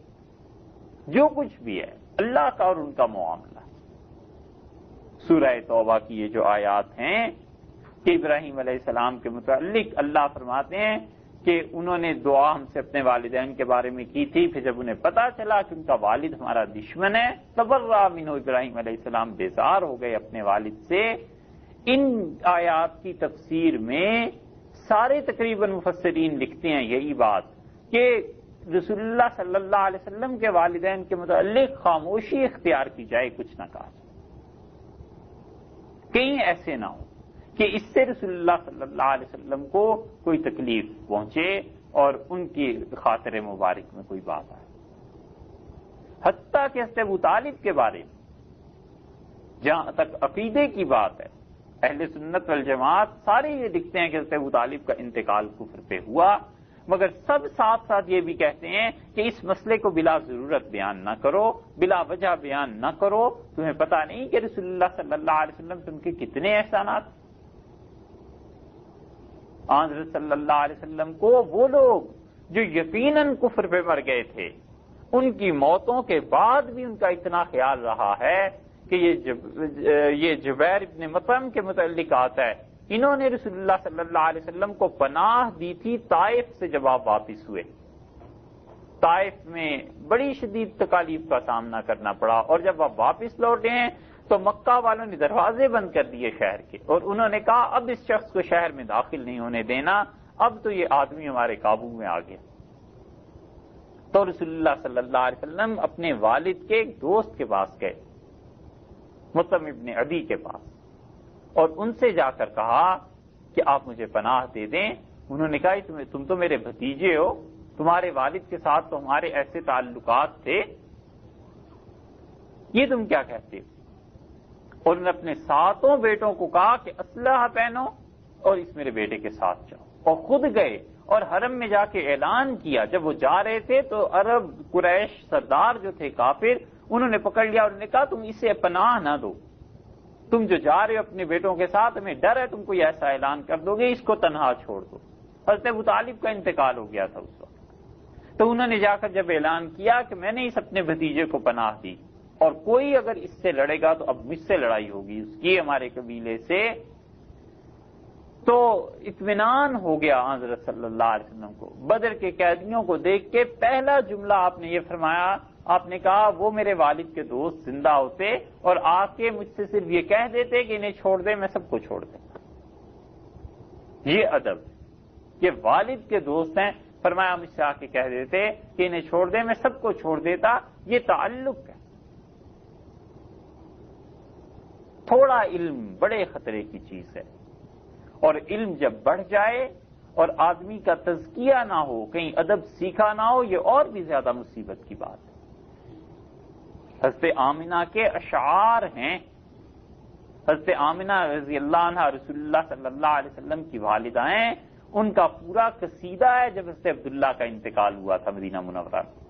تو انہوں نے اپنے شوہر کے لیے مرثیہ لکھا، اور وہ مرثیہ جس نے بھی پڑھا ہے اس میں ایسے اشعار ہیں جیسے کہ زمانہ جاہلیت میں ان لوگوں کے اشعار ہوتے تھے جو اللہ تعالی کی وحدانیت کے قائل تھے، بتوں کی عبادت نہیں کرتے تھے۔ ایسے اشعار سامنے آتے ہیں۔ یہ ایسے ہی ہے جس ورقہ بن نوفل رضی اللہ عنہ تھے۔ رسول اللہ صلی اللہ علیہ وسلم سے پوچھا گیا ورقہ کا کیا بنا، تو آپ نے فرمایا کہ میں نے انہیں جنت میں دیکھا ہے،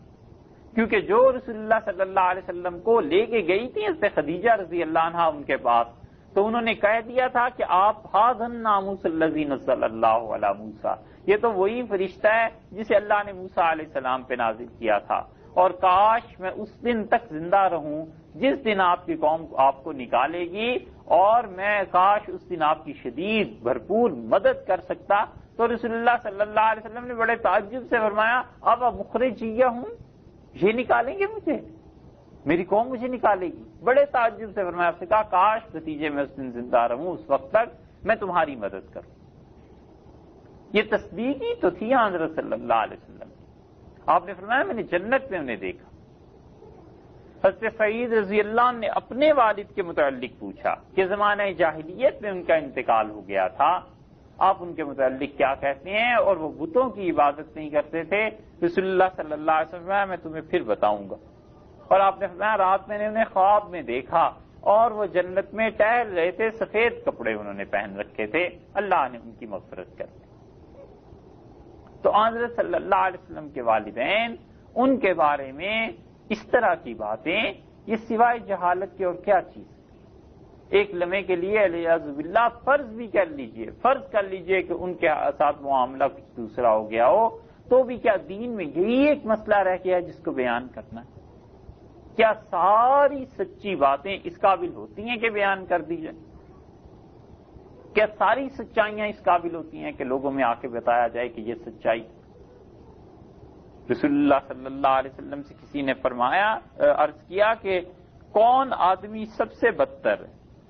آپ نے فرمایا بدتر آدمی وہ شوہر ہے، برا آدمی وہ شوہر ہے کہ اپنی بیوی کے پاس گیا تنہائی میں اور پھر لوگوں کو آ کے اپنے دوستوں کو بتاتا ہے کہ میرا اس کے ساتھ یہ تعلق ہو گیا تھا۔ آپ نے فرمایا قیامت میں بدترین آدمیوں میں یہ آدمی شمار کیا جائے گا۔ حالانکہ وہ سب حقیقت ہے اور سچائی ہے، کوئی گناہ کا کام نہیں، کچھ نہیں، مگر رسول اللہ صلی اللہ علیہ وسلم نے سختی سے منع کر دیا کہ ایسی باتیں نہ ہوں، مت کرو ایسی بات۔ تو کیا ساری سچائیاں اس قابل؟ حدیث کو صرف پڑھ لینا کچھ بات نہیں ہے۔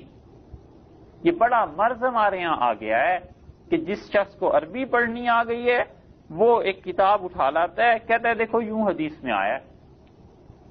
اور یہی عربوں کی بھی جہالت ہے۔ جس طرح ہندوستان پاکستان میں عام لوگ دین کو زیادہ علم نہیں رکھتے، افسوسناک صورتحال اس حد تک ہے کہ ہم سے خود ایک حیدرآباد کے لڑکے اس نے کہا کہ ہم نے تو تم لوگوں سے سنا کہ مولانا ابو الحسن علی ندوی اتنی بڑی شخصیت ہے، ہم حیدرآباد میں رہے اور ہمیں کچھ پتہ نہیں چلا۔ یہ عمومی حالات ایسے ہی ہوتے ہیں، عربوں کی بھی یہی حالت کہ جو بھی عربی پڑھ لیتا ہے اس کی تو زبان مادری زبان ہے، کہ اس سے یہ بھی لازم آ جاتا ہے کہ وہ دین سارے کو سمجھ رہا۔ ارے بھئی یہ ایسے ہی ہے جیسے آپ اردو کی کتاب اٹھا کر پڑھ لیتے ہیں، وہ عربی کی کتاب اٹھا کر پڑھ لیتے ہیں۔ جہالت جتنی صرف اردو پڑھ کے براہ راست کوئی بخاری شریف سمجھنا چاہے اس میں ہوگی، اتنی جہالت اس میں بھی ہوگی جو براہ راست بخاری شریف اٹھا کے پڑھنا شروع کریں۔ عربوں میں بڑی خوبیاں ہیں، اس کا انکار نہیں، مگر یہ کہ ہر عربی پڑھا لکھا عالم دین ہو ایسی بات بھی نہیں ہوتی۔ ہمارے ایک استاد تھے، وہ کہتے تھے ہم والدہ کے ساتھ حج پہ گئے اور شام کو جب واپس آئے والدہ کہیں کھو گئی، کیا ہوا، بڑی پریشانی، ڈھونڈتے رہے انہیں، اور پھر خیال آیا کہ گھر تو قریب ہی ہے حرم کے، شاید وہاں آ گئی ہوں، اور جب شام کو ہم واپس آئے تو دیکھا کاغذوں کا ڈھیر لگا ہوا ہے، اتنے اخبار جمع ہیں اور والدہ بیٹھی ہوئی ہیں، تو مجھے ڈر لگا کہ کہیں والدہ کے دماغی توازن تو نہیں خراب ہو گیا کیا، اور وہ بڑے احترام سے ان کاغذوں کو رکھ رہی ہیں۔ تو میں نے والدہ سے کہا کہ خیریت تھی، کہاں گم ہو گئی؟ تو انہوں نے کہا گم تو جدھر بھی ہو گئی تھی گھر پہنچ گئی ہوں، مگر توبہ توبہ کتنے بے ادب ہیں یہ لوگ، دیکھو قرآن لکھا ہوا ہے ہر جگہ پہ اور یہ کاغذ گلیوں میں پھینکتے ہیں۔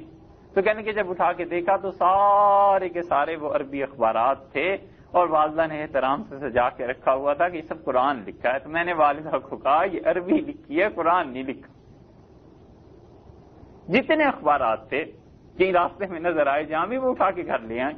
کہ یہ قرآن پاک لکھا ہوا ہے، تو ظاہر ہے کہ انہوں نے عربی زبان بیچاری نے کہیں دیکھی نہیں تھی سوائے قرآن پاک کے، تو وہ بوڑھی ہو گئی، انہوں نے کہا یہ سب قرآن ہی لکھا ہوا ہے۔ اسی طرح عرب ہیں، وہ بھی تو ایسا ہی حال ہے بھائی، انہیں صرف زبان پڑھنی آتی ہے، اس کے علاوہ کچھ نہیں۔ یہ جس چیز کا نام علم ہے، اللہ نے قرآن پاک میں نبی کریم صلی اللہ علیہ وسلم سے 3 مرتبہ یہ بات فرمائی ہے اللہ نے، اس ترتیب سے ہی اللہ تعالی نے فرمایا ہے کہ ہم نے نبی کریم صلی اللہ علیہ وسلم کو بھیجا ہے، یہ خدا کی کتاب پڑھتے ہیں، وہ یزکیہم، اور ان کا تزکیہ کرتے ہیں، انہیں ادب سکھاتے ہیں، اور اس کے بعد فرمایا وَيُعَلِّمُهُمُ الْكِتَابَ وَالْحِکْمَةَ، اور کتاب اور سنت کی انہیں تعلیم دیتے ہیں۔ اس سے پتہ چلتا ہے کہ کتاب و سنت کی تعلیم اس کے ساتھ ساتھ تزکیہ ضروری ہے۔ اگر پاکیزگی نہیں ہوئی، ادب نہیں آیا، کہیں بیٹھ کے سیکھا سکھایا کچھ نہیں ہے، تو پھر براہ راست کتاب و سنت سے مسائل کو نکالنا اور پھر علیہ باللہ اتنی بڑی چیزوں میں دخل دینا، یہ اپنے آپ کو محرومی کے کھاتے میں ڈالنا ہے۔ بس جو عربی پڑھ لی اس پہ فتویٰ دے دیا کہ ہاں حدیث میں یوں آیا ہے، حدیث شریف میں یوں آیا ہے، ایسی چیز آ گئی ہے۔ ارے بھئی اس حدیث کے مقابلے میں اگر کوئی حدیث آ گئی ہو اور اس سے یہ حدیث منسوخ ہوئی ہو تو اس کا فیصلہ کون کرے گا؟ ناسخ اور منسوخ کا علم حدیث میں اگر کسی آدمی کو نہیں آتا اور کسی آدمی کو اتنا علم نہیں ہے کہ اس باب میں، اس چیپٹر میں کیا کیا حدیث میں آ گیا ہے، اس شخص کے لیے جائز نہیں ہے کہ وہ فتویٰ دے۔ حدیث حرام ہے، اس کے لیے کبیرہ گناہ ہے، حرام کا ارتکاب کرتا ہے۔ حضرت علی رضی اللہ عنہ نے ایک آدمی کو کوفہ کی مسجد میں دیکھ لیا تھا اور وہ قرآن پاک کی تفسیر بیان کر رہا تھا، تو حضرت علی رضی اللہ عنہ نے کہا تمہیں ناسخ اور منسوخ کا علم آتا ہے؟ اس نے کہا نہیں۔ فرمایا تمہیں یہ نہیں پتا کہ قرآن کی کون سی آیت کس آیت سے منسوخ ہے؟ اس نے کہا نہیں۔ تو حضرت علی رضی اللہ عنہ نے درے مارے اور فرمایا نکل جا مسجد سے، اگر جس شخص کو قرآن میں یہ علم نہیں ہے کہ کس آیت کا حکم کس چیز سے منسوخ ہوا ہے، اس کے لیے جائز نہیں کہ قرآن کی تفسیر بیان کرے۔ اللہ تعالیٰ نے ایک بات کہی ہے کہ والذین یتوفون منکم ازواجا، تم میں سے جس کا انتقال ہو جائے اور بیوی اس کے بعد رہ جائے، وصیۃ لازواجہم، اپنی بیوی کے لیے وہ وصیت کرے کہ 1 سال تک وہ اس گھر میں رہے گی غیر اخراج، اسے نکالا نہیں جائے گا۔ اب بھلا بتائیے، آج تک کبھی سنا ہے کہ عورت کی عدت 1 سال ہو گئی؟ آخر ہم بھی اسی معاشرے میں رہتے ہیں، مسلمان ہیں، سنتے رہتے ہیں کہ اپنی عدت میں ہیں، فلاں خاتون اپنی عدت گزار رہی ہیں۔ کبھی آج تک سنا ہے کہ 1 سال تک عدت میں رہے لڑکی؟ کہیں نہیں۔ اس لیے حالانکہ یہ قرآن ہے، اب جو قرآن کا ترجمہ پڑھ کر وہ کہے گا کہ عدت 1 سال ہے اور اگر میرا انتقال ہو جائے تو میری بیوی کو 1 سال تک اس گھر سے جانے کی اجازت نہیں، غلط کہتا ہے۔ یہ آیت نازل ہوئی تھی نبی کریم صلی اللہ علیہ وسلم پہ، 1 سال کی عدت کے لیے تھی، پھر اللہ نے اس حکم کو منسوخ کر دیا دوسری آیت سے کہ والذین یتوفون منکم ویذرون ازواجا، تم میں سے جن کا انتقال ہو جائے ان کی بیویاں رہ جائیں، یتربصن بانفسہن، وہ عدت گزاریں گی 4 اشہر و عشرا، 4 مہینے اور 10 دن ان کی عدت ہوگی۔ اس آیت نے اس پہلے سال والے حکم کو منسوخ کر دیا۔ دیکھا آپ نے، 4 مہینے 10 دن کی آیت نے اس کو منسوخ کر دیا۔ یہی چیز حدیث میں بھی آئی ہے کہ نبی کریم صلی اللہ علیہ وسلم نے حکم دیا، پھر اس حکم کو کس چیز نے منسوخ کر دیا؟ حضرت صلی اللہ علیہ وسلم نے فرمایا فلاں فلاں فلاں فلاں قسم کے جو برتن ہیں خبردار جو تم میں سے کسی کے گھر پائے جائیں۔ کدو کے جو برتن ہیں، کدو کا بیچ میں سے گودا نکال لیتے تھے اور عرب اسے سکھا کے بہت خوبصورت برتن بنا لیتے تھے، عورتیں اس پہ رنگ کر دیا کرتی تھی۔ آپ نے فرمایا خبردار جو کسی کے گھر میں یہ چیزیں نظر آئیں، اور پھر خود رسول اللہ صلی اللہ علیہ وسلم کے گھر میں بھی یہ برتن تھے۔ اب جو آدمی ایک حدیث کو پڑھ لے گا وہ تو یہی کہے گا کہ جناب کدو کے برتن میں، کدو کا جو اگر برتن بنتا ہے تو اس کو تو حدیث میں منع آ گیا ہے، اس میں تو ایسے ہو نہیں سکتا، اور دوسری حدیث پہ نظر نہیں ہوگی۔ اصل میں قصہ یوں ہے کہ عرب ان برتنوں میں بالعموم شراب پیا کرتے تھے، تو جب شراب کی حرمت کا حکم آیا تو رسول اللہ صلی اللہ علیہ وسلم نے ہر اس چیز کو منع کر دیا جو شراب کی یاد بھی کسی مسلمان کے ذہن میں دلائے، اور فرمایا ان برتنوں کو بھی گھر سے باہر پھینک۔ جب کئی برس گزر گئے،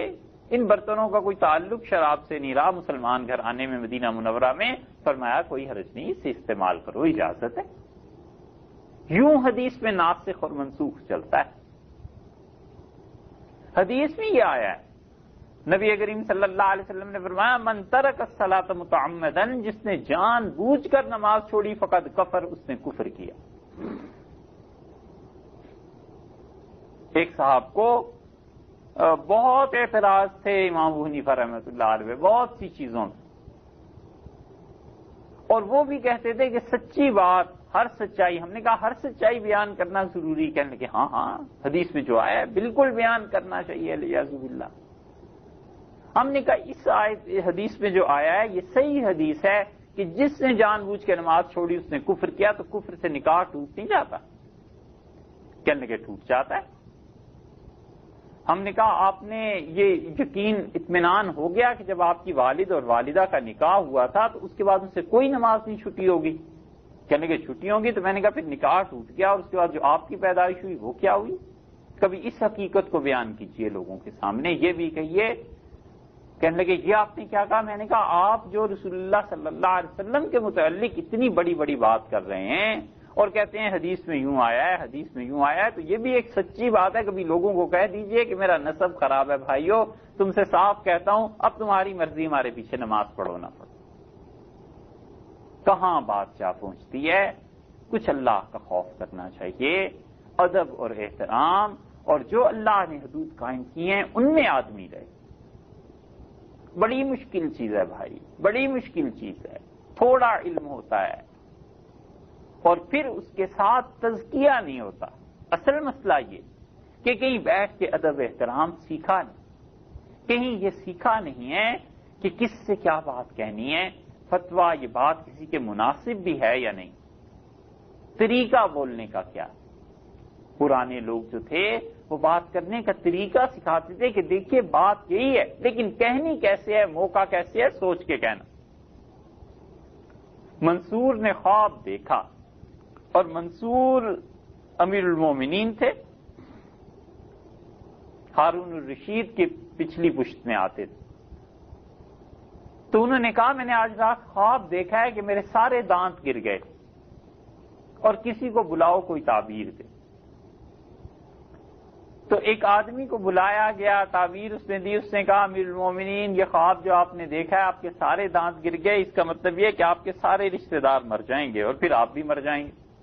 اس نے کہا سبحان اللہ، خدا برا کرے تیرا، نکل یہاں سے، کیا بری تعبیر دے رہا ہے. کسی نے کہا کہ حضرت فلاں آدمی بڑی اچھی تعبیر دیتا ہے، اس کو بلائیں. کہنے لگے بلاؤ. تو اس سے کہا امیر المومنین خواب سن کے کہنے لگے وہ صاحب امیر المومنین ماشاءاللہ بڑا اچھا خواب ہے، اللہ مبارک کرے. انہوں نے کہا اس کی تعبیر. کہنے لگے اللہ نے بشارت دی ہے کہ آپ کی عمر بہت لمبی ہو جائے گی، اور امیر المومنین مرنا تو ہر ایک نے ہے ہی، اور اتنی لمبی عمر ہے کہ الحمدللہ آپ سارے رشتہ داروں کو اپنی زندگی میں اپنے سامنے خدا کے حوالے کر کے آخر پہ آپ کا بھی جانا ہو جائے گا. تو منصور ہنس پڑے، کہنے لگے بات اس نے بھی یہی کہی، بات اس نے بھی یہی کہی، مگر دیکھو دونوں کے بولنے میں فرق ہو گیا، تعبیر میں فرق ہو گیا. تو اس لیے جب علم کے ساتھ ادب نہ سیکھا ہو بڑی بری بات ہے، بہت خرابی کی بات ہے. تھوڑا علم مصیبت لے آتا ہے، اور ایسی مصیبت لے آتا ہے. ظرف اتنا نہیں نہ ہوتا. ہمارے حضرت تھانوی نور اللہ مرکزو نے ظرف کی بات ایک لکھی ہے، بہت لمبی بات ہو گئی آپ سے، آخری بات آپ سے عرض کریں. تھانوی نور اللہ مرکزو نے ظرف کی بات لکھی. حضرت نے فرمایا جب علم آئے تو ظرف بھی اتنا ہونا چاہیے. ایسے نہ ہو کہ علم تھوڑا اور ظرف تھوڑا اور علم زیادہ کچھ پڑھا جائے تو پھر وہ ہضم نہیں ہوتا. فرمایا ایک آدمی کو اس نے نیا کہیں واعظ میں سنا مولوی صاحب سے کہ رات تہجد پڑھنے کے بڑے فضائل ہیں. تو اس نے کہا فرض نماز ہو یا نہ ہو تہجد تو پڑھنی چاہیے. اللہ تعالیٰ اس وقت اس دنیا والے آسمان پہ آ جاتے ہیں، بات ہوتی ہے، مانگنا چاہیے اللہ سے. تو وہ روزانہ صاحب اٹھتے تھے رات کو، وضو کرتے اور تہجد پڑھتے، اور صبح وہ آئینے کے سامنے کھڑے ہو جاتے. تو ان کی اہلیہ ایک دن دیکھا، 2 دن دیکھا، انہوں نے کہا خیریت ہے یہ روز صبح آئینے کے سامنے کھڑے ہو جاتے ہو، یہ کیا؟ اس نے کہا تمہیں نہیں پتا رات روزانہ تہجد پڑھتا ہوں، دیکھتا ہوں نور آیا یا نہیں آیا. کیونکہ حدیث میں آیا ہے رسول اللہ صلی اللہ علیہ وسلم نے فرمایا جو رات کو اٹھ کے نماز پڑھتا ہے، تہجد پڑھتا ہے، دن میں یتلألأ وجہہ فی النہار، دن میں اس کے چہرے میں نور ہوتا ہے. یہ تو حدیث صحیح. اس نے کہا یہ حدیث میں آیا ہے کہ چہرے میں نور، تو نور آیا ہے یا نہیں آیا یہ دیکھتا ہوں. وہ چپ ہو گئی تھی کوئی عقل مند. ایک دن جو رات کو تہجد کے لیے اٹھے تو حضرت نے لکھا کہ وہ بارش ہو رہی تھی، بہت شدید سردی کا موسم، پانی ہے نہیں گرم، کیا کرتے وضو؟ تو انہوں نے کہا لاؤ اس طرح کریں کہ تیمم کر کے آج نماز پڑھ لیں. اب تیمم کس چیز پہ ہو؟ تو مسئلہ یہ پتا تھا کہ راکھ پہ تیمم ہو جاتا ہے، جو چیز جلی ہوئی ہوتی ہے اس پہ تیمم ہو جاتا ہے. اب کمرے میں راکھ کہاں ملے، مٹی کہاں ملے؟ تو توا لے کے اس پہ الٹا کر کے دونوں ہاتھ مارے اور تیمم کر کے تہجد پڑھ لی. صبح پھر وہی اٹھ کے بیٹھ گئے تو بیوی نے جو دیکھا اس نے کہا سبحان اللہ آج تو ایسا نور آیا ہے کہ ساری کسر پوری ہو گئی، سارا چہرہ سیاہ کر لیا. یہ ہے تھوڑا علم. جب آدمی کا ظرف نہ بڑا ہو اور پھر وہ کچھ پڑھ سن لے تھوڑا بہت، تو پھر ایسی چیزیں آ جاتی ہیں. جیسی بھی چیزیں آ جائیں بھائی اللہ سے پناہ مانگنی چاہیے. اللہ تعالیٰ سے اپنی پناہ، خدا اپنی پناہ میں رکھے، یہ مانگتے رہنا چاہیے. یہ ناقص علم کے نتائج نکل آتے ہیں. اور علم بڑھ جائے اور اس کے ساتھ تزکیہ نہ ہو، کہیں گیا نہ ہو، کہیں علماء کی مجلس میں باقاعدہ تربیت حاصل نہ کی ہو، وہ اور زیادہ خطرناک ہو جاتا ہے. جو نبی کریم صلی اللہ علیہ وسلم نے فرمایا تھا نا کہ ان اللہ لا ينتزع العلم، موطا امام مالک میں آتا ہے کہ اللہ علم لوگوں کے سینے سے نہیں چھینتا، لیکن علم اس وقت ختم ہو جائے گا جب تمہارے علماء دنیا سے چلے جائیں گے۔ اور آپ نے فرمایا ثم لم يبق عالما، اور پھر ایسا دور آ جائے گا جب علماء نہیں ہوں گے اور لوگ سئلوا، فتوے پوچھیں گے، اور وہ ایسے سے فتوے پوچھیں گے کہ ضلوا، وہ خود گمراہ ہوگا، فاضلوا، لوگوں کو بھی گمراہ کرے گا۔ ایسے لوگ جب آ جائیں گے تو پھر گمراہی ہی رہ جائے گی۔ اس لیے بچنا چاہیے، اہتمام کرنا چاہیے کہ اہل علم کی مجالس میں آدمی جاتا رہے تاکہ اللہ تعالیٰ کے دین کی صحیح طور پہ سمجھ آئے۔ اللہ تعالیٰ ہمیں اور آپ کو عمل کی توفیق